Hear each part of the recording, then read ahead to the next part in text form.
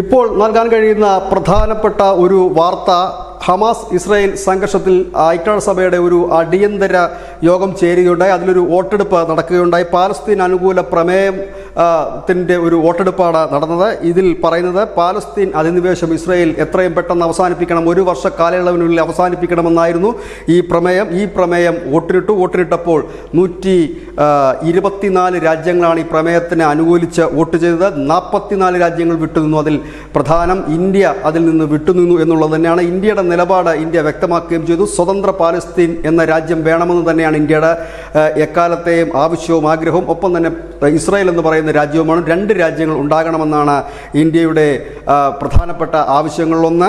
ഒപ്പം തന്നെ ഇന്ത്യ പറയുന്ന ഒരു കാര്യം, ഇസ്രായേലിൽ നടന്ന ഭീകരാക്രമണത്തിൽ ഞങ്ങൾ ഇസ്രായേലിനൊപ്പമാണ്, അവർക്ക് ഐക്യദാർഢ്യം നൽകുന്നു. ഒപ്പം തന്നെ സ്വതന്ത്ര പാലസ്തീൻ വേണമെന്ന നിലപാടിൽ ഞങ്ങൾക്ക് മാറ്റവുമില്ല. 1 വർഷത്തിനിടയ്ക്ക് അധിനിവേശം എങ്ങനെ കുറയ്ക്കാൻ കഴിയുമെന്ന് തങ്ങൾക്ക് മനസ്സിലാകുന്നില്ല എന്നുകൂടി ഇന്ത്യ പറയുമ്പോൾ, ഇതിൽ പ്രമേയത്തിൻ്റെ വോട്ടെടുപ്പിൽ നിന്ന് വിട്ടുനിന്ന 44 രാജ്യങ്ങളൊന്ന് ഇന്ത്യ, മറ്റൊന്ന് ജർമ്മനി, ഓസ്ട്രേലിയ, ഇറ്റലി തുടങ്ങിയ രാജ്യങ്ങളാണ്. ഈ വോട്ടെടുപ്പിനെ എതിർത്തുകൊണ്ട്, അതായത് പാലസ്തീൻ അനുകൂല പ്രമേയത്തെ എതിർത്തുകൊണ്ട് വോട്ട് ചെയ്തത് അമേരിക്ക അടക്കമുള്ള 14 രാജ്യങ്ങളും. ഏതായാലും ഈ യുദ്ധത്തിൻ്റെ ഇടയിൽ, ഇല്ലെങ്കിൽ യുദ്ധസമാനമായ അന്തരീക്ഷത്തിനിടയിൽ ഇന്ത്യയുടെ നിലപാട് നിർണായകമാകുന്നു.